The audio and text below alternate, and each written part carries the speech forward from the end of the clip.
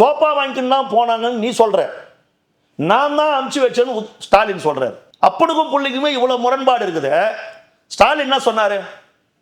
நான் தான் அந்த ஆட்சிக்கு அனுப்பிச்சு முதல் அதில் சொன்னாரு, எங்க தோழமை கட்சியெல்லாம் நாங்க தான் அனுப்பி வச்சோன்றாரு.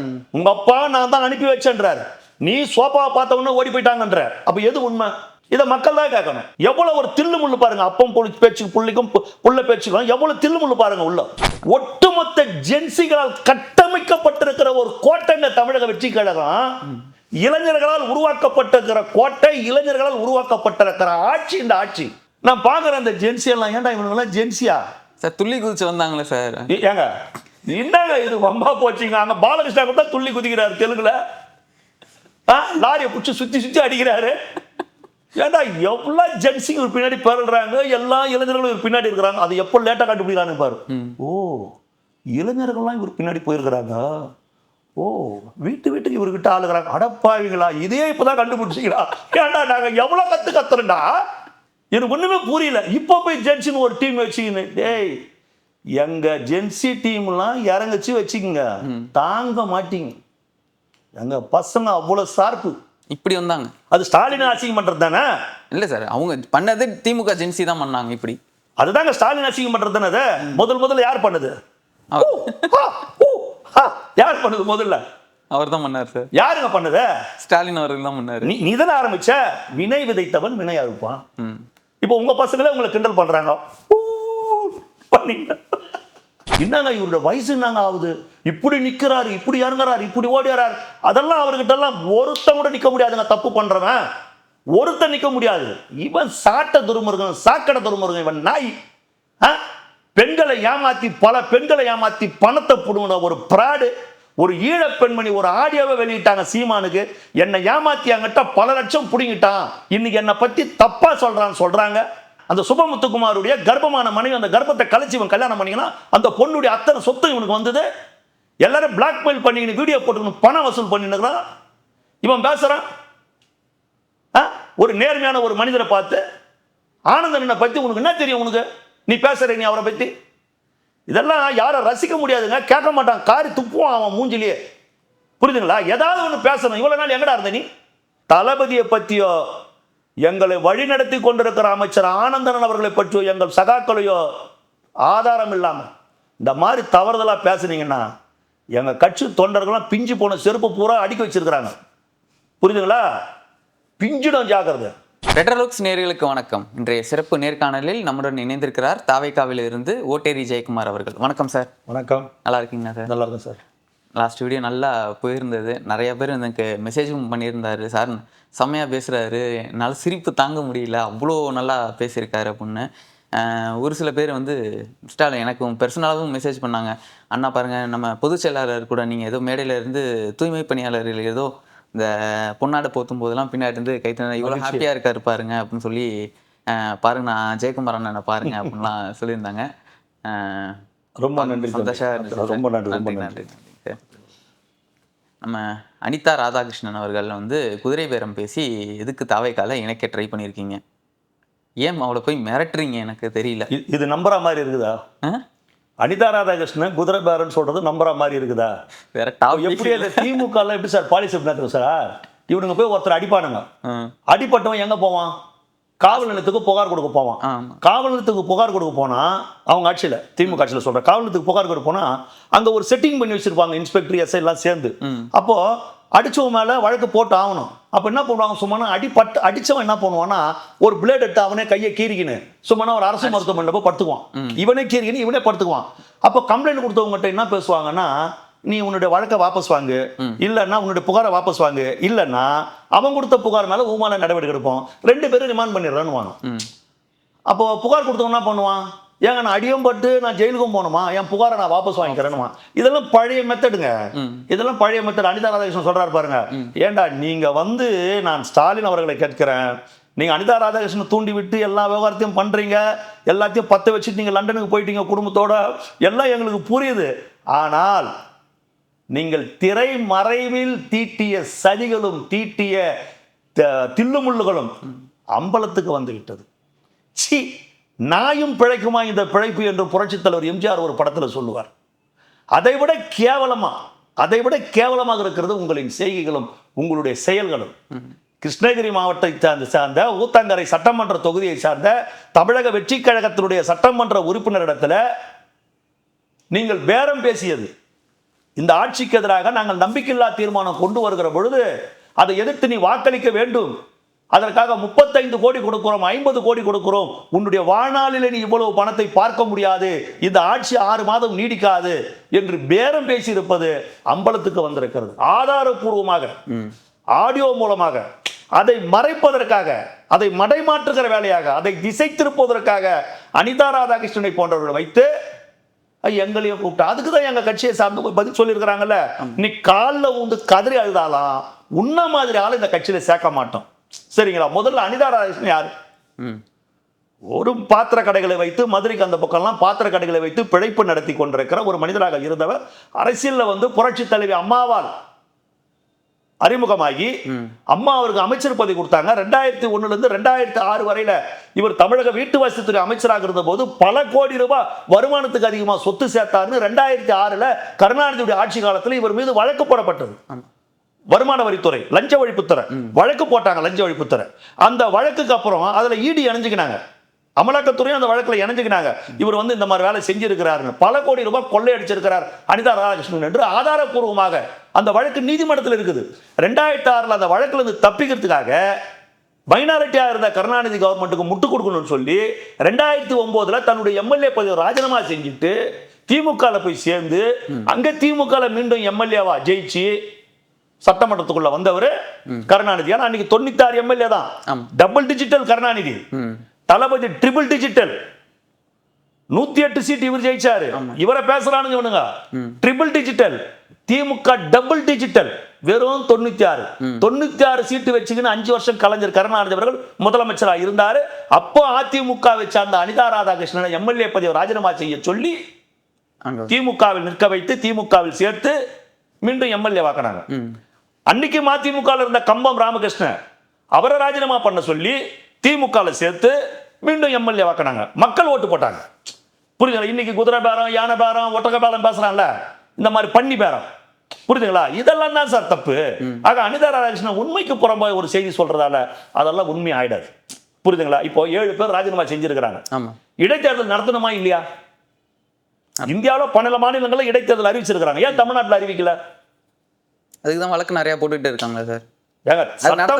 வழக்கு எப்ப முடியுமோ, வழக்கு எப்ப முடியுமோ, சட்டமன்றம் காலியாக இருக்கிறது என்று சபாநாயகர் அறிவித்திருக்கிறாரா இல்லையா? அப்போ காலியா இருக்கிற அந்த இடத்துக்கு இடைத்தேர்தல் நடத்த வேண்டியதான தேர்தல் ஆணையத்துடைய பொறுப்பு. ஏன் இடைத்தேர்தல் அறிவிக்கல?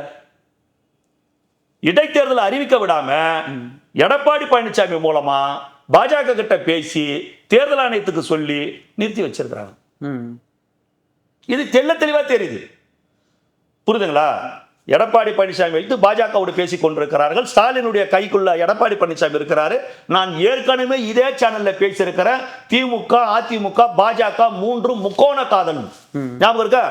முக்கோண காதல்னே சொல்லி இருக்கிறேன். நேத்து பாருங்க, கவர்னரை பாக்குறாங்களா சனிக்கிழமை? காலையில போய் பிஜேபி பாக்குது நயினார் நாகேந்திரன். அதை தொடர்ந்து போய் ஆர்எஸ் பாரதி பாக்குறாரு. அதை தொடர்ந்து அதிமுகவை சார்ந்த இன்பதுரை போய் பாக்குறாரு. பார்த்தாங்களா இல்லையா? ஒரே நாள்ல இந்த கவர்மெண்ட்டுக்கு எதிராக ஒரே நாள்ல போய் கவர்னரை போய் பாக்குறாங்க.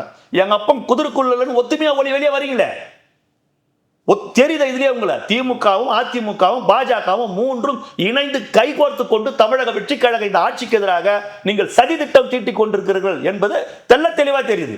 ஆனா எந்த சதியும் நிறைவேற போறதில்லை. நீங்கள் வெற்றி பெற போவதில்லை. தோல்விதான் உங்களுக்கு வந்து கிடைக்க போகுது. புரியுதுங்களா? அதனால அனிதா ராதாகிருஷ்ணன் விவகாரம்லாம் ஒரு விவகாரமே கிடையாது. அவரெல்லாம் ஒரு ஆளே கிடையாது. புரியுதுங்களா? அவரை கைது செய்யறாங்கன்னா அவர் பேச்சு ஏற்றுக்கொள்ளக்கூடிய பேச்சா இல்ல சார்? ஸ்டாலின் ஏத்துக்கிறாரா? அவ்வளவு ஒருமையில பேசுறது. மேடையிலே போய் சட்டமன்றத்துக்குள்ள வந்து முதலமைச்சர் வேதனைப்பட்டு உட்கார்ந்து கொண்டிருக்கிறார். நான் வீட்டில் இருந்தால் ஜாலியா நடிகை கூட இருப்பேன், ஒரு நடிகைகளுடன் இருப்பேன், அதெல்லாம் விட்டுட்டு என்னை வந்து இந்த மாதிரி முதலமைச்சராகி என்னை மாட்ட விட்டுட்டீங்களேன்னு தளபதி வேதனைப்படுறாருன்னு பேசுறிய. நாங்க பேசட்டுமா? அவன் இவனு பேசுறேன், நாங்க பேசட்டுமா? ஸ்டாலின் அவன் இவனு பேசுனா நல்லா இருக்குமா? நாங்க எவ்வளவு மரியாதை கொடுத்து பேசுறோம். கருணாநிதி என்ற பெயரை உச்சரித்ததுக்காக மன்னிப்பு கேட்டவர் தளபதி அவர்கள் சட்டமன்றத்தில் வாய் தவறுதலா சொல்லிட்டார். கலைஞர் திருத்தி சொன்னார். புரியுதுங்களா? மாத்தி சொன்னார். நாங்க கருணாநிதி பேசுவோம், கலைஞர் பேசுவோம். ஆனா தளபதி அவர்கள் சொன்னார், இந்த தேசத்துல காந்தியை காந்தி தான் கூப்பிடுறோம், நேருவை நேரு தான் கூப்பிடுறோம், காமராஜரை காமராஜர் தான் கூப்பிடுறோம். ஆனா கருணாநிதியை கருணாநிதி கூப்பிடக்கூடாது. இருக்கட்டும், ஒரு மூத்த அரசியல்வாதி ஏதோ ஒரு மரியாதை இருக்கட்டும். அந்த அளவுக்கு என்ன தளபதி நடந்துக்கிறார்ல. அனிதா ராதாகிருஷ்ணன் கூப்பிட்டு ஸ்டாலின் கண்டிச்சாரா? இல்ல. நாங்க பேசலாம் நல்லா இருக்குமா? சொல்லு, எந்த நடிகைக்காக உதயநிதி பால் டாயில் குடிச்சாரு, நாங்க பேசலாம் நல்லா இருக்குமா?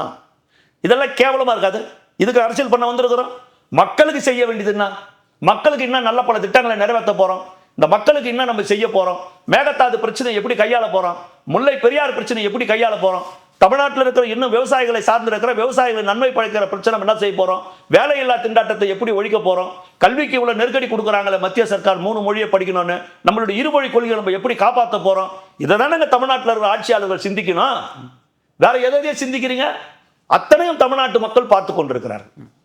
அதே மாதிரி அந்த குதிரை பேரத்தில் ஈடுபட்டிருக்காங்கன்னு சொல்லி இந்த 150 கோடிக்கு பேரம் மொத்தமாக நடந்திருக்குன்ற அந்த ஒரு இதுலேயுமே பார்த்தீங்கன்னா செந்தில் பாலாஜி அவர்கள் மேலே ஒரு அவர் தான் கதாநாயகன், கரூரின் கதாநாயகன். 10 ரூபாய் பாலாஜி, டாஸ்மா பாலாஜி. அவன் திருந்துறான பார்த்தீங்களா? உடன் பிறந்தே கொள்ளும் வியாதி நீ சித்தப்பா அப்படின்னு ஒரு படத்தில் அசோகம் சொல்லுவார். சித்தப்பா நீ உடன் பிறந்தே கொள்ளும் வியாதி நீ. அந்த மாதிரி ஒரு உடன் பிறந்தே கொள்ளுகிற வியாதி தான் இந்த செந்தில் பாலாஜி. இந்த 10 ரூபாய் பாலாஜி எங்கன்னா திருந்துறாரா? அவரு எங்கன்னா திருந்துறாரா? சத்தியம் பண்ணிட்டு வந்துக்கிறார் பிறக்கும் போது அவங்க அம்மா கிட்ட, அம்மா நான் சத்தியமா திருந்த மாட்டேன், காலம் பூரா ஒரு அயோக்கியனா தான் நான் இருப்பேன் அப்படின்னு சத்தியம் பண்ணிட்டு வந்திருக்கிறார். சரிங்களா? எவ்வளவு ஒரு கேவலமா ஒரு ஊழல் குற்றச்சாட்டுல சிக்கி வேலை வைக்கிறேன்னு பணத்தை வாங்கி, பஸ் டிரைவர்களுக்கு கண்டக்டர்கள்லாம் வேலை வைக்கிறேன்னு பணத்தை வாங்கி பல கோடி ரூபாய் சம்பாரிச்சு அந்த வழக்கு நீதிமன்றத்தில் இருக்குது. சிறையில் இருந்த இந்தியாவிலேயே ஒரு மாநிலத்துடைய அமைச்சர் சிறையில் இருக்கும் போதே அமைச்சராக இருந்தது நீ மட்டும்தான். இலாகாத அமைச்சராக சிறையில் இருந்த, நீதிமன்றம் காரி துப்புனதுக்கு அப்புறம் உன்னை அமைச்சரவை இருந்து நீக்கினாங்க. இவ்வளவு ஒரு கேவலமான ஒரு கீழ்த்தரமான ஒரு கேரக்டர் நீ. உன் தம்பி தமிழ்நாட்டுக்குள்ளே ஒளிஞ்சுன்னு இருந்தான். திமுக ஆட்சியில் அவனை பிடிக்கவே முடியல. உன் தம்பியை போலீஸே பாதுகாப்பு கொடுத்து வச்சிருந்தாங்க. இவ்வளவு வேலை செஞ்சு அப்புறம் ஒயின் ஷாப்ல பாவம் உடம்பு வலி போக வந்து சரக்கு வாங்கி குடிக்கிறான். ஏதோ அவனை கெடுத்து விட்டுட்டீங்க. தமிழ்நாட்டில் சாராய கடைகளை திறந்து இதுக்கு தான் ராஜாஜி தலையில அடிச்சுக்கினாரு. கொற்ற மழியில போய் கோபாலபுரத்தில் போய் கருணாநிதி கையை பிடிச்சி கஞ்சினாரு. இந்த தப்பை மட்டும் செஞ்சிடாத, சாராய கடையை கொண்டு வராதுன்னு. அதை கேட்காம கருணாநிதி கொண்டு வந்தார். இவன் பழகிட்டான். இவனால இப்ப அதுல இருந்து மீண்டு வர முடியல. கொஞ்சம் கொஞ்சமா தான் இவன் மீண்டு வர முடியும். அவங்கிட்ட போய் 10 ரூபாய் அதிகப்படுத்தி 10 ரூபாய் வாங்கின, 10 ரூபாய் பாலாஜின்னு பேரே எடுத்த, அது மூலமா பல ஆயிரம் கோடி சொத்து சேர்த்த, கோபாலபுரத்துக்கு கப்பம் கட்டின, இவ்வளவு கேவலத்தை உருவாக்கின. இதையெல்லாம் கடந்தோம். கரூர்ல அப்பேற்பட்ட ஒரு உயிரிழப்புகளுக்கு காரணமா சூத்திரதாரியாதி செயல்பட்ட, அதெல்லாம் இருக்குது. எதையும் நாங்க விட மாட்டோம். இருக்குது. சரிங்களா? தெளிவா இருக்குது. செஞ்ச இவ்வளவு வேலை பண்ண, நீ திருந்தவே மாட்டியா? திரும்ப இந்த வேலையை நீ தான் செஞ்சிருக்கிற. உன் தம்பி தான் பணம் பேசிருக்கிறான். இத்தனை கோடி ரூபாய் ஒதுக்கி இந்த கவர்மெண்ட்டை கவுக்கிறதுக்கான எல்லா வேலையும் உன் தம்பி தான் செஞ்சிருக்கிறான். ஏங்க, என்னை பொறுத்தவரையில நிரந்தரமாக சிறையில் இருப்பதற்கு 100% தகுதியானவர் தமிழ்நாட்டில் செந்தில் பாலாஜி. நிரந்தரமா இருக்கணும். அப்பேற்பட்ட ஆள் வெளியே இருக்கவே கூடாது. நிரந்தரமா ஜெயிலில் இருக்க வேண்டிய ஒரு ஆள் செந்தில் பாலாஜி. ஒரு ரொம்ப மோசமான ஒரு அக்யூஸ்ட், நிரந்தரமா சிறையில் இருக்க வேண்டியவர். பார்க்கலாம், பொறுமையா பார்க்கலாம். ஒரு ஆர்எஸ் பாரதி அவர்களும் என்ன சொல்லியிருக்காரு, இந்த மாதிரி வழக்குகள்லாம் போடுவாங்க. அதாவது திமுக அதிமுக பீரியட்லாம் இருக்கும்போது மாறி நாங்கள் ஆட்சி பண்ணும்போது கூட என் மேலே ஒரு 16 வழக்கு இருந்துச்சு. நம்ம ஸ்டாலின் அவர்களுக்கு மேலே ஒரு 40 வழக்கு இருந்துச்சு. கைதெல்லாம் யாருமே பண்ண மாட்டாங்க. ஆனால் இப்போ நீங்கள் வந்து கைதெல்லாம் பண்ண மாட்டாங்க.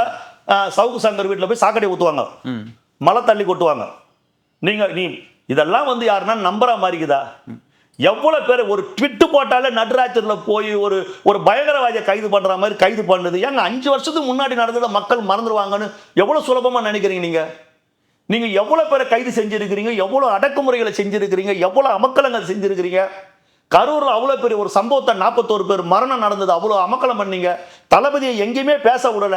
தளபதி கூட்டங்களுக்கு அனுமதி கொடுக்கல. தமிழக வெற்றி கழக கொடிய ஒரு இடத்துல நட விடல. எங்க கட்சிக்காரர் மேலாம் எவ்வளவு பொய் வழக்கு போட்டீங்க, எவ்வளவு செஞ்சீங்க. நாங்க இதெல்லாம் செய்யலன்னு சொல்றீங்களே, எவ்வளவு அப்போ ஜனங்களும் அவ்வளோ ஞாபகம் மருந்துக்காரங்களா நினைக்கிறீங்க? எவ்வளவு தைரியம் பாருங்க. அவங்களுக்கு எத்தனை வழக்குகளை போட்டீங்க. புரட்சி தலைவி அம்மாவை என்ன செஞ்சீங்க? சட்டமன்றத்தில் அந்த அம்மாவை எவ்வளவு கேவலமா நடத்துறீங்க. புடைய பிடிச்சி வலிச்சிங்க, அந்த அம்மா முடிய பிடிச்சி இழுத்தீங்க. லாரியை வச்சு அந்த அம்மா காரை அடிச்சிங்க. எவ்வளவு வேலை பண்ணீங்க. நீங்க போய் வந்து ஆர்எஸ் பாரதி சொல்றது எப்படி இருக்குதுன்னா, ரத்த காட்டேரி நான் சுத்த சைவம் சொல்றது மாதிரி இது. ரத்த காட்டேரி நான் சுத்த சைவங்க, பியூர் வெஜ்ஜிங்க நான் அப்படின்னு ரத்த காட்டேரி பேசுற மாதிரி இது ஆர்எஸ் பாரதி பேசுறது. அவரெல்லாம் ஒரு ஆளாங்க, ஏதோ ஒன்று பேசுறாங்க சார். அதனாலதான் ஸ்டாலின் திமுக பாருங்க இன்ன வரைக்கும் அவருக்கு ஒரு எம்எல்ஏ கூட ஆக்கல. அவர் இந்த லட்சத்துல வச்சிருக்கும் போது அவர் இப்படி இருக்கிறாரு. அவரும் சொல்லியிருக்காரு. ஆஸ்டின் சொல்லி ஒருத்தர் இருக்காரு எம்எல்ஏ, அவரையும் வந்து நீங்க பேரம் பேசுனீங்க, தொடர்ந்து வந்து சொல்ல வேண்டியதாங்க. திமுக எம்எல்ஏக்களை உதயநிதி கிட்டே பேரம் பேசுறாங்கன்னு சொல்ல வேண்டியதுதாங்க. வாய் புளித்ததோ மாங்காய் புளித்ததோ உதயநிதி கிட்டே பேசுறாங்கன்னு சொல்ல வேண்டியதுதான். சும்மா காசா பணமா சொல்ல வேண்டியதுதானே. ஆதாரப்பூர்வமா ஆடியோ இருக்குது. ஊத்தங்கரை எம்எல்ஏ கிட்ட நீங்க இவ்வளவு ரூபாய் பேசிருக்கிறீங்கன்னு புகார் கொடுத்துருக்குறாங்க, வழக்கு இப்போ இதுவாயிருக்குது. அதுக்கு பதில் சொல்லுங்கடான்னா வந்து அங்க பாரு இங்க பாருன்ற யாரை ஏமாத்துறதுக்கு நாடகம் நடத்தி நிற்கிறீங்க. இதெல்லாம் எடுபடாதுங்க, இதெல்லாம் எடுபடாது. அடுத்து நேற்று ஒரு திருமண நிகழ்ச்சியில வந்து உதயநிதி அவர்களும் சீமான் அவர்களும் 2 பேரும் கலந்துருக்காங்க. அங்கேயும் பேசியிருக்காங்க. தொடர்ந்து நம்ம இந்த டிவிகே அரசை வந்து சோஃபா மாடல் அரசுன்னு சொல்லியிருக்காரு. பேரறிஞர் அண்ணா சொன்னார் ஒரு முறை, மனைவி இழந்த பண்டித நேருவும் கணவனை இழந்த பண்டார நாயக்காவும் தனி அறையில் 1 மணி நேரம் என்ன பேசினார்கள். எனக்கு அதுதான் ஞாபகம் வருது. சட்டமன்றத்தில் தந்தையை தேடுகிற தம்பி உதயநிதியும் 4வது இடத்துல போய் ரொம்ப கேவலமா படுதோல்வி சந்தித்த சீமானும் பக்கத்தில் உட்கார்ந்து கொண்டு என்னத்தான் பேசியிருப்பார்கள். இதுதான் எனக்கு ஞாபகத்துக்கு வருது. என்ன பேசியிருப்பாங்க? அது என்ன சொல்றாங்கன்னா, பாத்தீங்களா தமிழ் தேசியமும் திராவிடமும் ஒன்று சேர்ந்துருக்கு அப்படின்னாங்க. வேற ஒன்றும் சொல்லலை சார். ஏங்க திராவிடம்னு ஒன்று இல்லைன்னு இவர் சொல்றாரு, ஓங்கோல்லேருந்து ஓடி வந்த டீம் இவங்க அப்படின்னு அவர் சொல்றாரு. இவங்கெல்லாம் தெலுங்கர்கள் சொல்றாங்க. அப்புறம் அதை போய் திராவிடமும் தமிழ் தேசியம்னா இது எவ்வளோ அசிங்கமா இருக்குது. முதல்ல நான் சீமானை நான் கேட்குறேன், நீங்கள் போய் அறிவாலய ஸ்டாலினை போய் பார்த்தீங்க, அவர் வீட்டில் போய் பார்த்தீங்க, வாங்க வேண்டியதை வாங்கினீங்க, தளபதிக்கு எதிராக பிரச்சாரம் பண்ணீங்க, கடுமையாக விமர்சனம் பண்ணீங்க, எல்லாம் செஞ்சீங்க. 2வது இடம் வர முடிஞ்சுதா உங்களால்? உங்கள் முகத்தில் கண்ணாடியில் நீங்கள் பார்க்குறீங்களா இல்லையா? இவ்வளோ பேசி மன்னர் பரம்பரை மண்ணாங்கட்டி பரம்பரைன்னு 4வது இடம் வந்த டெபாசிட்டை வாங்குறதுக்கு உங்களுக்கு யோகிதை இருந்ததா? டெபாசிட்டை உன்னால் வாங்க முடிஞ்சுதா சொல்லுங்க. அப்புறம் நீங்க 2 பேர் உட்கார்ந்து பேசி நீங்க எதை சாதிக்க போறீங்க? சோப்பா மாடல்னு பேசுறதுக்கு ஸ்டாலின் நான் கேட்கிறேன், உதயநிதி ஸ்டாலின் அவர்களே, அந்த கூட்டணியில் இருக்கிற திருமாவளவன் அவர்களும் அண்ணன் திருமாவளவன் அவர்களும் கம்யூனிஸ்டை சார்ந்தவர்களும் முஸ்லீம் லீக்கை சார்ந்தவர்களும் மிக தெளிவாக சொல்றாங்க, எங்களை இந்த அளவுக்கு இழிவுபடுத்துறீங்களே, கேவலப்படுத்துறீங்களே. நாங்க வந்து எங்களுடைய மனசாட்சிப்படி இந்த ஆட்சியை ஆதரிக்கணும்னு முடிவு செஞ்சோம், சுயமா முடிவெடுத்தோம். சோப்பா வாங்கிட்டு தான் போனாங்கன்னு நீ சொல்ற, நான் தான் அனுப்பிச்சு வச்சேன்னு ஸ்டாலின் சொல்றாரு. அப்பனுக்கும் புள்ளிக்குமே இவ்வளவு முரண்பாடு இருக்குது. ஸ்டாலின் என்ன சொன்னாரு?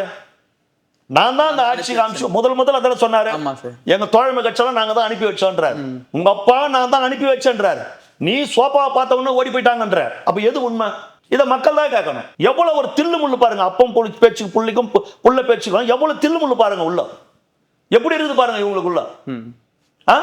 எவ்வளவு ஒரு அநாகரிகமா இல்லை? உங்ககிட்ட இருக்கிறவங்க எல்லாம் நேர்மையானவர்கள், பரிசுத்தமானவர்கள். தமிழக வெற்றி கழகத்து பக்கத்தில் வந்து நின்னாங்கன்னா அவங்க எல்லாம் வந்து படுபாவிகள். இதெல்லாம் ரசிக்கிற மாதிரி இருக்குதா? முஸ்லீம் லீக் எவ்வளவு காலமா அவங்க கூட இருக்கிறாங்க? 60 ஆண்டுகளா இருக்கிறாங்க. 60 ஆண்டுகளா இருக்கிறாங்க. என்னைக்குன்னா அவங்களுக்கு நீங்க அமைச்சரவையில் இடம் கொடுத்துருக்கீங்களா? என்னைக்குன்னா கொடுத்துருக்கீங்களா? இஸ்லாமியர்களை காக்க வந்த நாங்க தான் மிகப்பெரிய தூதுவர்கள், நாங்க தான் அந்த மக்களை என்றென்றைக்கும் காப்பாற்றி கொண்டிருக்கிறோம். அந்த முஸ்லீம் லீக்குக்கு நீங்க மரியாதை கொடுத்தீங்களா? இந்திய முஸ்லீம் லீக்குக்கு ஒரு முறையாவது அமைச்சர்கள் இடம் கொடுத்துருக்கீங்களா? ஏன் நீங்க மெஜாரிட்டியாக நான் வந்தாலும் ஆட்சியிலும் அதிகாரத்திலும் பங்கு கொடுப்பேன்னு முதல் மாநாட்டில் அறிவிச்சார் தளபதி. நீங்க அந்த மாதிரி செஞ்சீங்களா? என்னைக்காவது கொடுத்தீங்களா? விடுதலை சிறுத்தைகளுக்கு இடம் கொடுத்துருக்கீங்களா?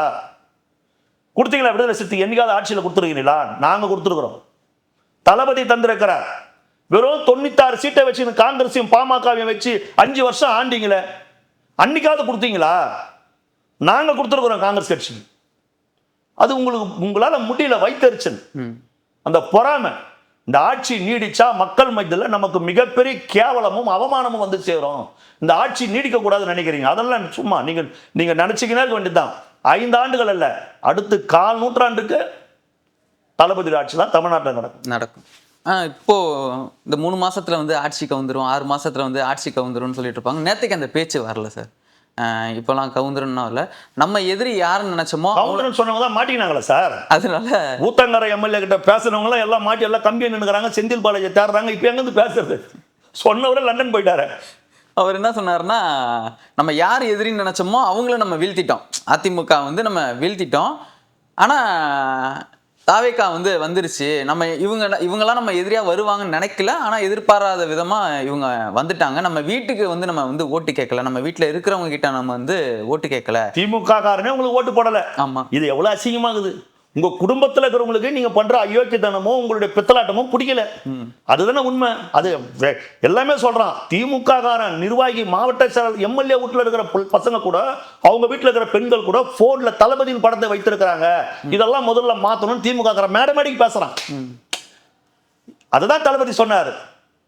புரியுதுங்களா? நான் அரசியலுக்கு வந்துட்டு ஒருத்தர் வீட்டுக்குள்ள போல, ஒவ்வொருத்தர் வீட்டுக்குள்ளேயும் போனதுக்கு அப்புறம் தான்டா அரசியலுக்கு வந்திருக்கிறேன் தளபதி சொன்னார்ல. திமுக காரனே ஸ்டாலின் படத்தை வைக்கல. அதுதான் அப்ப உண்மை. நாங்க சொல்லல. நாங்க சொன்னோமா? தளபதி சொன்னார்ல. திமுக அதிமுக வீட்டுல கூட திமுகவினர் வீட்டுல கூட எனக்கு ஓட்டு விழும் தளபதி பேசினார்ல. அப்ப இதே ஆர்எஸ் பாரதியில என்ன சொன்னாங்க? வெற்றி போட்டா கூட திமுக காரன் ஓட்டு மாத்தி போட மாட்டான்னு சொன்னாங்களா இல்லையா? இப்ப எப்படி திமுக காரன் வீட்டுல இருந்து ஓட்டு வந்தது நீங்களே சொல்றீங்க? நீங்களே சொல்றீங்க. எனக்கு தெரிஞ்சு ஸ்டாலின் வீட்டிலேயே கூட போட்டிருப்பாங்க. எப்படியோ நான் ஒரு ஓட்டு விசிலுக்கு போட்டுறேன் அப்படின்னு அவர் வீட்டிலே கூட போட்டிருப்பாங்க. உண்மை தெரியும் எல்லாருக்கும். இந்த தடவை அந்த அளவுக்கு பிடிக்கும். இந்த தடவை தெரியாம ஆனா வெற்றி தோல்வி வந்து சகஜம் தானே. அடுத்தது ஒரு எலெக்ஷன் வரும்ல, அதுல நாங்க ஜெயிப்போம்ல அப்படின்னு சொல்லியிருக்காரு. பார்க்கலாம். அவனை வெற்றி தோல்வி சகஜம் தான். ஜனநாயகத்துல வெற்றியும் தோல்வியும் சகஜம் தான். ஆனால் தோல்வியை எதிரிக்கு பரிசளித்த பழக்கப்பட்டவர் தளபதி விஜய். நீங்க பாருங்க. புரியுதுங்களா? தோல்வியை எதிரிக்கு பரிசளித்த பழக்கப்பட்டவர் தளபதி விஜய். அதனால வெற்றி தேவதையே எங்க தலைவருக்கு ஃப்ரெண்டு. அதனால இவர் தான் தொடர்ந்து வெற்றி பெறுவார். எத்தனை தேர்தல் வந்தாலும், அது மாநகராட்சி தேர்தலா இருக்கட்டும், நாடாளுமன்ற தேர்தலா இருக்கட்டும், தமிழக வெற்றி கழகம் தான் வெற்றி பெறும். அப்புறம் இந்த விஜயபாஸ்கர் அவர்களோட இணைப்பு பார்த்தோம். மாற்றுக் கட்சியினர் வந்து இணையிற அந்த நிகழ்ச்சியை வந்து பார்த்தோம். அவர் மேல நிறைய அந்த ஊழல் குற்றச்சாட்டு எல்லாமே இருக்குது. இப்போ இவர் வந்து தாவேகாக்கு தேவையா? சட்டம் கடமையை செய்யும் தெளிவா சொல்லியிருக்கிறாங்க. கட்சிக்கு சேர்றன்னு வராங்க, அவங்களா விருப்பப்பட்டு வராங்க. எடப்பாடி பழனிசாமியுடைய நடவடிக்கைகள், அவருடைய போக்கு சரியில்லை. திமுகவோடு உறவு வைக்க அவர் ஆசைப்படுறாரு. அவரோடு சேர்ந்து அவர் ஆட்சி அமைக்க முயற்சி செஞ்சிருக்கிறாரு. இனி எதிர்காலத்தில் நிச்சயமா திமுகவும் அதிமுகவும் கூட்டணி தான் வைக்கோன்ற நிலைமை ஆயிடுச்சு. வேற வழி கிடையாது. எங்களுக்கு அதை அனுசரித்து இருக்க முடியல. நாங்களெல்லாம் உண்மையான எம்ஜிஆரின் தொண்டர்கள், புரட்சி தலைவி அம்மாவின் தொண்டர்கள், மானமுள்ள எம்ஜிஆர் தொண்டனும் மானமுள்ள அம்மா தொண்டனும். இனி எடப்பாடி பழனிசாமியோடு எங்களால் பயணிக்க முடியாது. என்னைக்கு திமுகவோடு உறவுன்ற ஒரு நிலைமைக்கு நீ வந்துட்டியோ, இனி அங்கே பயணிக்க முடியாது. திமுகவை வீழ்த்துகிற, திமுகவை தமிழ்நாட்டில் இல்லாமல் செய்கிற, திமுகவை ஓட ஓட விரட்டி அடிக்கிற தீய சக்தி, திமுகவை கிள்ளி எறிகிற அத்தனை பணிகளையும் செய்யக்கூடிய தகுதி தளபதி விஜய் ஒருவரிடத்துல தான் இருக்கிறது. அதனால் நாங்கள் அவரிடத்துல போய் அணிவகுத்து நிற்கிறோம். வராங்க ஆசைப்பட்டு. புரியுங்களா? அவர்கள் மீது ஊழல் வழக்கு இருக்குதுன்னா சட்டம் தன் கடமையை செய்யும். அதுல யாரும் தலையிட மாட்டாங்க. அது தெளிவா எங்க கட்சி சொல்லி இருக்குது. அந்த வழக்கை அவங்க சந்திக்கணும். சரிங்களா? ஆனால் இங்க வந்து அவங்க ஏதாவது ஒரு பொறுப்புக்கு வருகிறார்கள் என்று சொல்லுகிற பொழுது ஒரு தவறும் இங்கே நடைபெறுவதற்கு வாய்ப்பே கிடையாது. ஒரு தவறு செய்தால், அதை தெரிந்து செய்தால் அவன் தேவன் என்றாலும் விடமாட்டோம் என்பதுதான் தளபதியின் தாரக மந்திரம். ஒருத்தரும் இங்க தப்பு செய்ய முடியாது. தளபதி சொன்னதுதான். தொடமாட்டேன், தொட்டா விடமாட்டேன், தொடவும் விடமாட்டேன், தொட்டவங்களையும் விடமாட்டேன். அது நாலு வார்த்தை. அதெல்லாம் மெயின்ல வச்சுங்க. இதெல்லாம் மாறாது. ஆனா இப்போ வந்து கைது பண்ணாங்கன்னா தாவேகாவை சேர்ந்த விஜயபாஸ்கர் தானே சார் வரும். ஊழல் எங்க பண்ணாங்க? ஊழல் பண்ணாங்களான்னு எனக்கு தெரியாது. வழக்கு இருக்குது. கைதுகின்ற நிலைமை வராது. வரும்போது பார்த்துக்கலாம். புரியுதுங்களா? ஒரு ஆட்சி முடியும் போது இன்னொரு ஆட்சியில வழக்கு போடுவது என்பது சகஜம். அவங்கள அப்பெல்லாம் சரிங்களா? வழக்கு வரட்டும், தீர்ப்பு வரட்டும். தீர்ப்பு வரும்போது பேச வேண்டிய பேச்சு. தாவேகா சார்ந்தா எங்க கவர்மெண்ட்ல இருந்தாங்க அவங்க. எப்போ வழக்கு நடந்ததுன்னு பார்க்கணும்ல. ஆமா சார். புரியுதுங்களா? அதே மேடையில் வந்து ஆதவ அர்ஜுனா அவர்கள் வந்து ஒரு ஸ்பீச் பேசியிருந்தாரு. கரூர் அந்த கூட்ட நெரிசலில் வந்து திமுக வந்து காவல்துறையை வச்சு வந்து அந்த செயலை வந்து நடத்திருச்சு அப்படின்ற மாதிரி ஒரு உண்மைதானே பேசினாரு. அதுக்கு வந்து இப்போ கோர்ட்டுக்கும் போயிருக்காங்க. அது எப்படி செயற்கையான ஒரு கூட்ட நெரிசலை தான் அங்கே ஏற்படுத்தினார்கள். ஒரு செயற்கையான ஒரு கூட்ட நெரிசல். காவல்துறை நினைத்திருந்தால் அந்த கூட்டத்தை ஒழுங்குபடுத்தியிருக்க முடியும். இந்த அசம்பாவிதத்தை தடுத்திருக்க முடியும். சரிங்களா? இது செயற்கையாக ஏற்படுத்தப்பட்டு தான் பகிரங்கமாக குற்றம் சுமத்துகிறேன். நான் சொல்றேன், பகிரங்கமா சொல்றேன். இது திட்டமிட்ட சதிதான். இந்த சதிக்கு பின்னால் ஒளிந்திருப்பவன் செந்தில் பாலாஜி. இல்லை சார், காவல்துறை மேல அந்த குற்றச்சாட்டு வைக்கிறாங்கன்னா இப்போ திருப்பி வந்து யார் சொல்லி காவல்துறை செஞ்சுது ம் அந்த வேலையை? காவல்துறையின் கைகள் அங்கே கட்டப்பட்டிருக்கிறது. யார் சொல்லி செஞ்சாங்க? எல்லாத்தையும் பார்க்கணுமா இல்லையா? தப்பு நடந்திருக்கிறது உண்மை தானே, சதி நடந்திருக்கிறது உண்மை தானே. காவல்துறை நினைத்திருந்தால், அவர்களுக்கு உரிய உத்தரவுகள் வந்திருந்தால், அவர்கள் பேரிகார்ட் போட்டு கிரௌட் அந்த இடத்துல கிட்ட வராமல் தடுத்திருக்க முடியும். இதுக்கு மேலே அங்கே போக முடியாது கிரௌடுன்னு. சரியா? ஏன் நடக்கலை? அதுக்கப்புறம் தளபதி எவ்வளோ இடம் போனார? கரூரை விட 10 மடங்கு கூட்டம் வந்தது. அங்கெல்லாம் ஒரு பிரச்சனையும் வரலையே. தூத்துக்குடியிலலாம் 10 மடங்கு கூட்டம், 20 மடங்கு கூட்டம் வந்தது. அங்கெல்லாம் ஒன்றும் நடக்கலையே. ஏன் இந்த குறிப்பிட்ட கரூரில் மட்டும் நடந்தது? உண்மை வெளியே வரும். ஏன்னா இப்போ திருப்பி அங்கே போறாரு. அப்படின்றப்போ அங்கே இப்போ எப்படி பாதுகாப்பு? முதலமைச்சர் இவர்கிட்ட தானுங்க எல்லாமே இருக்குது. இதெல்லாம் ஒன்றும் நடக்காதுங்க. எல்லாம் போலீஸ். ஏங்க போலீஸ் நினைச்சா எல்லாத்தையும் கட்டுப்படுத்திடலாம். போலீஸ் நினைச்சா எல்லாத்தையும் கட்டுப்படுத்திடலாம். எல்லாம் சீராயிடும். காவல்துறை நினைச்சா. அந்த நேரத்தில் சதி திட்டம் தீட்டப்பட்டிருக்கிறது, காவல்துறையின் கைகள் கட்டப்பட்டிருக்கிறது, அவர்களுக்கு சில உத்தரவுகள் வந்திருக்கிறது. அதெல்லாம் விசாரணையில் வரணும். அது தொடர்ந்து இந்த ஜென்சி அந்த செயற்பட்ட அந்த குழுவில் இருக்கிறவங்களை வந்து அரெஸ்ட் பண்ணியிருக்காங்க அப்படின்றத சொன்னாங்க.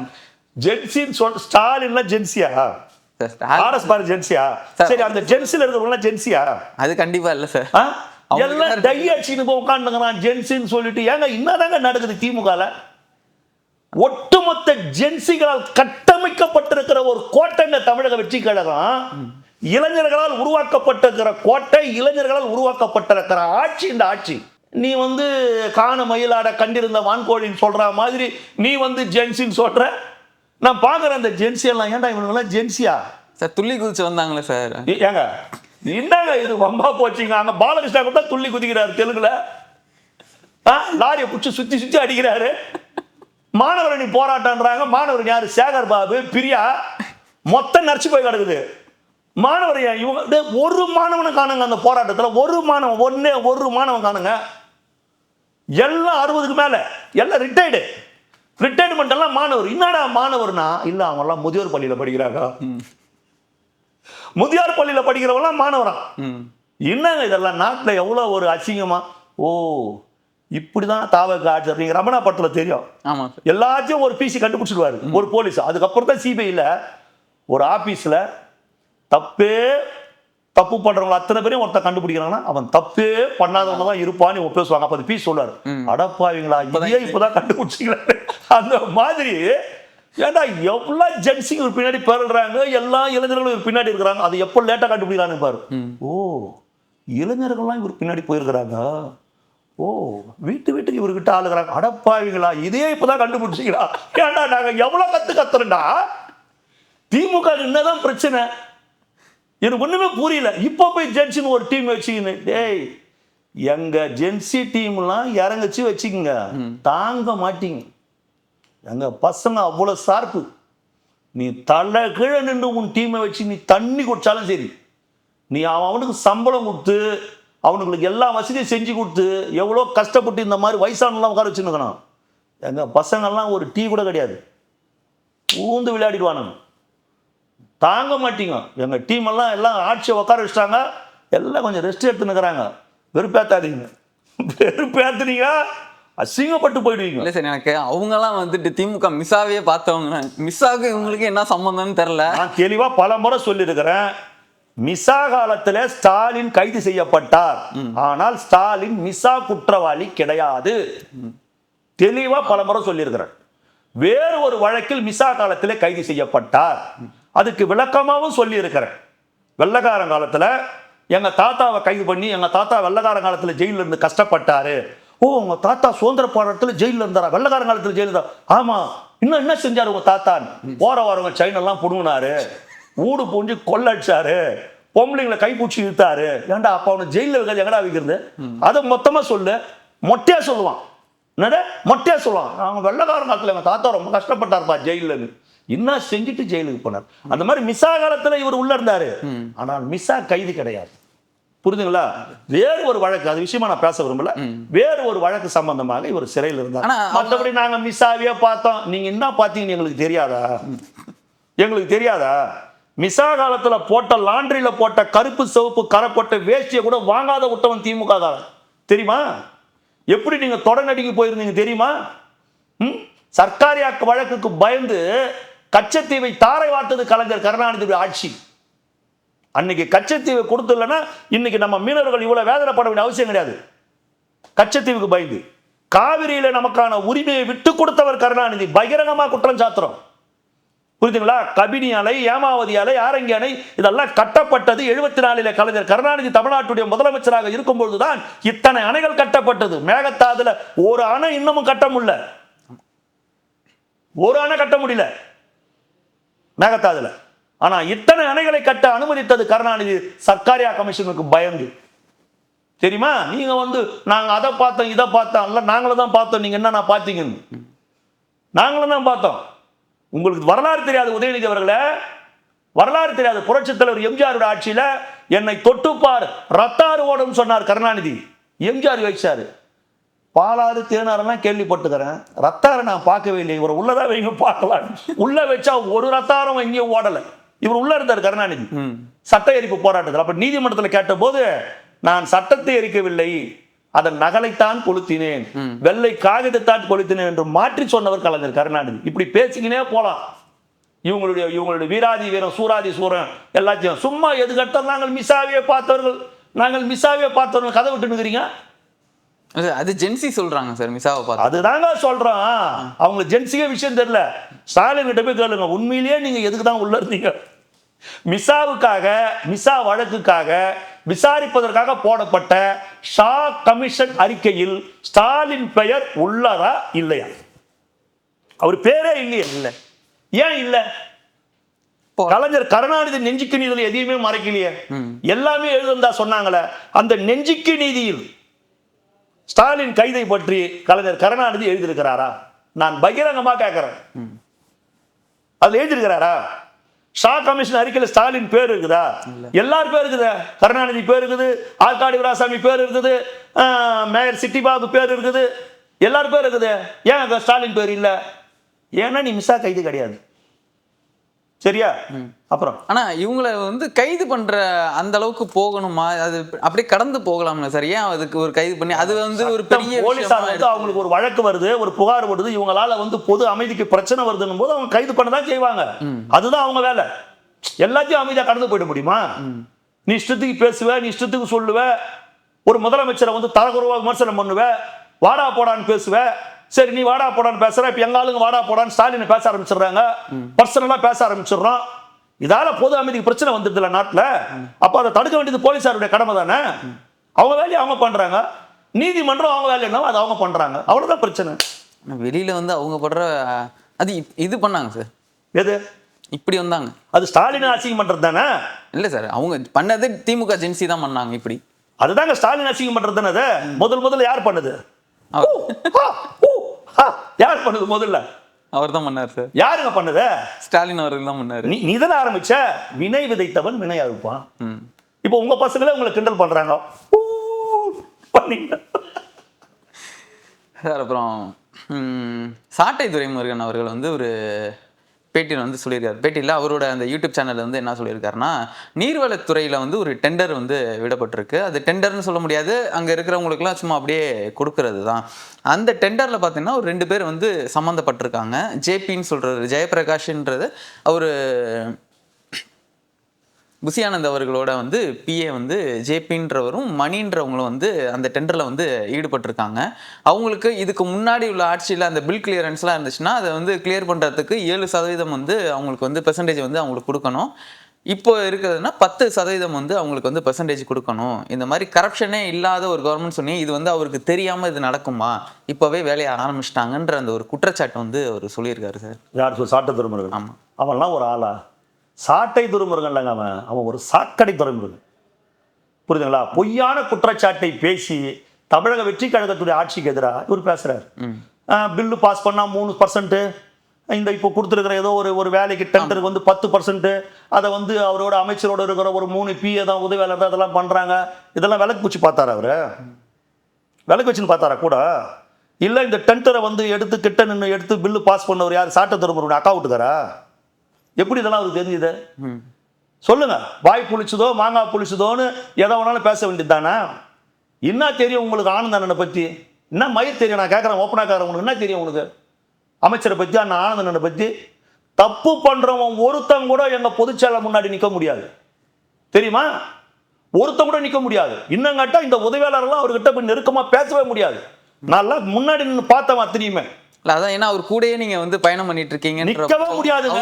ஒரு குற்றச்சாட்டு உதறணுங்க. அவர் எப்படி இப்படி திரும்புறாரோ அப்படியே காத்து போன மாதிரி நிப்பாங்க எல்லாருமே. உதறணும். அவர் முன்னாடி போய் இதெல்லாம் பேச முடியுமா? இதெல்லாம் என்னங்க இதெல்லாம்? இது அநியாயமான பேச்சு இல்ல? எனக்கு தெரிஞ்சு எவ்வளவு பேருக்கு அவர் தீநகர்ல ஸ்கூல் ஃபீஸ் கட்டி இருக்கிறாரு. அவருடைய சட்டமன்ற அலுவலகத்துல மதிய நேரத்துல நல்ல அரிசியோட சாப்பாடு போடுறாரு. டெய்லி சாப்பாடு போட்டுக்கிறாரு. விலையில்லா விருந்தகம் போட்டுக்கிறாரு.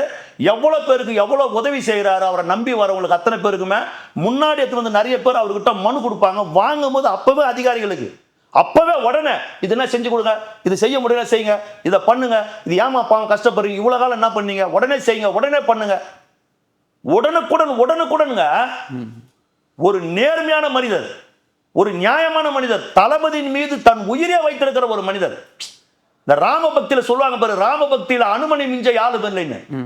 ராமபக்தியில அனுமனை மிஞ்ச யாரும் இல்லை. தலைவர் விஜய் மீது வைத்திருக்கிற பக்தியில அண்ணன் ஆனந்தனை மிஞ்ச ஆளே கிடையாது.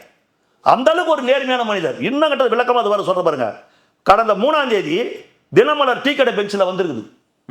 தினமலர் டீ கடை பெஞ்சில், அந்த டீ கடை பெஞ்சில் போட்டுக்கிறான், தமிழக ஊரக வளர்ச்சித்துறை அமைச்சராக இருக்கிறவர் ஆனந்த். இவரது தலைமையில் இணை இயக்குனர் அந்தஸ்தில் இருக்கிற 48 அதிகாரிகளுக்கு போன வாரம் இடமாற்றம் போட்டிருக்காங்கப்பா. 48 அதிகாரிகளுக்கு டிரான்ஸ்ஃபர் போட்டுக்கிறாங்க. எந்த சிபாரிசுக்கும் எந்த லஞ்சத்துக்கும் இடமில்லாமல் இந்த இடமாறுதல் செய்திருக்காங்க. இதுவே திமுக ஆட்சியாக இருந்திருந்தால் 20 லட்சம் 25 லட்சம் மேலுக்கு அதுக்கு மேல பேரம் பேசி இருப்பாங்க. இந்த முறை எல்லாமே வெளிப்படையாக நடந்திருக்கிறது. இதனால் இடம் மாறுதல் வாங்கிய அதிகாரிகள் எல்லாம் அமைச்சர் ஆனந்த் அவர்களையும் முதல்வர் விஜய் அவர்களையும் வாழ்த்திட்டு இருக்காங்கப்பா என்றார் அன்வர் பாய். டீ கடை பெஞ்சில் 3ஆம் தேதி போட்டிருக்கிறாங்க. தினமலர் பத்திரிகையில 48 அதிகாரிகள் இடமாறுதல். ஒத்த நையா பைசா வாங்கல ஆனந்தன், ஒரு நையா பைசா. இதுவே திமுக ஆட்சியா இருந்தா பல கோடி ரூபாய் லஞ்சம் கை மாறி இருக்கும். இதை விட நேர்மையான ஒரு ஆட்சிக்கு என்னங்க அத்தாட்சி வேணும்? 1000 பள்ளிகளுக்கு அனுமதி கொடுக்கிறார் ராஜ்மோகன். கடந்த ஆட்சியில் 25 லட்சம் 30 லட்சம் ஒரு ஸ்கூலுக்கு வாங்கினாங்க. தனியார் பள்ளிகள் 1000 பள்ளிகளுக்கு ஒரு அனுமதி கொடுத்திருக்கிறாரு. 250 கோடி ரூபாய் பிளான். அது 250 கோடி. ஒரு நையா பைசா கூட வாங்காத ராஜ்மோகன் கையெழுத்து போட்டிருக்கிறாருன்றாங்க. எவ்வளவு நேர்மையா அந்த ஆட்சி இருக்குது. நீ உட்கார்ந்துக்கிட்டு, அதாவது இப்படிதான் பெருந்தலைவர் காமராஜர் ஒரு காலத்துல சொன்னாங்க. காமராஜருக்கு கண்ணாடி மாளிகை இருக்கிறது ஹைதராபாத்தில், சுவிஸ் வங்கியில பணம் வைத்துக் கொண்டிருக்கிறார் காமராஜர்னு திமுக பொய் பிரச்சாரம் செஞ்சது. ஒரு நேர்மையான ஒரு ஆட்சியை, ஒரு நியாயமான ஒரு மனிதரை சுறுசுறுப்புக்கு எடுத்துக்காட்டு யாரான்னு பார்த்தா அண்ணன் அமைச்சர் ஆனந்த் அவர்கள். விசுவாசத்தின் மறு உயர்வு யாரான்னு பார்த்தா அண்ணன் ஆனந்த் அவர்கள். நாங்களே சோர்ந்துருவோம். 10-10:30 மணிக்கு நின்று மனு வாங்க ஆரம்பிச்சாருன்னா ஒரு நாள் ராத்திரி 11-12 கூட ஆயிடும். அந்த அளவுக்கு மக்கள் பிரச்சனையை தீர்த்துக்கணும் செக்ரட்டரியேட்ல இருக்கிற அதிகாரிகள் சொல்றாங்க. எந்த அமைச்சரும் இவர் அளவுக்கு இல்லைங்க. என்னங்க இவருடைய வயசு என்னங்க ஆகுது, இப்படி நிக்கிறாரு, இப்படி இறங்குறாரு, இப்படி ஓடிறாரு. அதெல்லாம் அவர்கிட்ட எல்லாம் ஒருத்தன் கூட நிக்க முடியாதுங்க. தப்பு பண்றவன் ஒருத்தன் நிக்க முடியாது. இவன் சாட்ட துருமுருகன், சாக்கடை துருமுருகன், இவன் நாய். பெண்களை ஏமாத்தி, பல பெண்களை ஏமாத்தி பணத்தை புடுங்கின ஒரு பிராடு, ஒரு ஈழ பெண்மணி ஒரு ஆடியோவை வெளியிட்டாங்க சீமானுக்கு. என்னை ஏமாத்தியாங்கிட்ட பல லட்சம் புடுங்கிட்டான், இன்னைக்கு என்னை பத்தி தப்பா சொல்றாங்க. நான் கேட்கிறேன், சுபமுத்துக்குமார் யாரு? அந்த நாம் தமிழர் கட்சியை கட்டமைத்தவருங்க. பிரபாகரன் மீது மிகப்பெரிய மதிப்பு மரியாதை வைத்திருந்தவர். ராஜ்குமார வீரப்பன் கடத்தினப்போ அவர் வச்ச ஃபர்ஸ்ட் டிமாண்ட் சிறையில் இருக்கிறவங்களை விடுதலை பண்ணணும்னு. அந்த விடுதலையில முதல்ல இருந்த பேர் சுபமுத்துக்குமார். அந்த நாம் தமிழர் இயக்கத்தை கட்டி அமைத்த அந்த மாவீரர் சுபமுத்துக்குமாரின் படுகொலைக்கு யார் காரணம்? அவருடைய மனைவியை யார் திருமணம் பண்ணது? இந்த சாக்கடை துறைமுருகன், அந்த நாய் நாதாரி. அந்த சுபமுத்துக்குமாருடைய கர்ப்பமான மனைவி, அந்த கர்ப்பத்தை கலைச்சி இவன் கல்யாணம் பண்ணிங்கன்னா அந்த பொண்ணுடைய அத்தனை சொத்து இவனுக்கு வந்தது. எல்லாரும் பிளாக்மெயில் பண்ணி வீடியோ போட்டு பணம் வசூல் பண்ணிட்டு இவன் பேசுறான். ஒரு நேர்மையான ஒரு மனிதரை பார்த்து ஆனந்தனை பத்தி உனக்கு என்ன தெரியும்? உனக்கு நீ பேசுற, நீ அவரை பத்தி இதெல்லாம் யாரை ரசிக்க முடியாதுங்க. கேட்க மாட்டான், காரி துப்புவான் அவன் மூஞ்சிலேயே. புரியுதுங்களா? ஏதாவது ஒன்று பேசணும். இவ்வளவு நாள் எங்கடா இருந்த நீ? முக்காடு போட்டு உட்காந்துந்தியா? இன்னும் நான் பேசுறேன் எங்க தளபதியை. திறநிதி வாங்கி கட்சி நடத்துறீங்க. தொண்டம் கொடுக்குற 5, 10, 5000, 10,000 காசை வச்சு அவன் 2 புள்ளிகளை 25 லட்சம் ஃபீஸ் கட்டி அமெரிக்கா ஸ்கூல்ல படிக்க வைக்கிறான், இன்டர்நேஷனல் ஸ்கூல்ல. பல கோடி ரூபாய் மதிப்பு கார்ல போறாரு சீமானு. உன் கட்சி யோகித நாட்டில் நாடுது, மக்கள் உங்களை ஓட ஓட விரட்டி அடிக்கிறாங்க, மக்கள் ஏத்துக்க மாட்டேன்றாங்க. ஒரு பிராடு கூட்டம், நீங்க ஒரு பிராடு கூட்டம். இந்த சாக்கடை நாய் இது. சாட்டை துரைமுருகன் நாங்கள் உண்மையிலே சொல்றோம், தளபதியை பற்றியோ எங்களை வழிநடத்தி கொண்டிருக்கிற அமைச்சர் ஆனந்தன் அவர்களை பற்றியோ எங்கள் சகாக்களையோ ஆதாரம் இல்லாமல் இந்த மாதிரி தவறுதலா பேசுனீங்கன்னா எங்க கட்சி தொண்டர்கள்லாம் பிஞ்சு போன செருப்பு பூரா அடுக்கி வச்சிருக்கிறாங்க. புரியுதுங்களா? பிஞ்சிடும், ஜாக்கிரதை, பிஞ்சிடும். கண்டிப்பாக சார். நம்ம தொடர்ந்து பல நேர்காணலில் இன்னும் நிறைய விஷயங்களை பற்றி நம்ம பேசுவோம் சார். மிக்க நன்றி. நன்றி.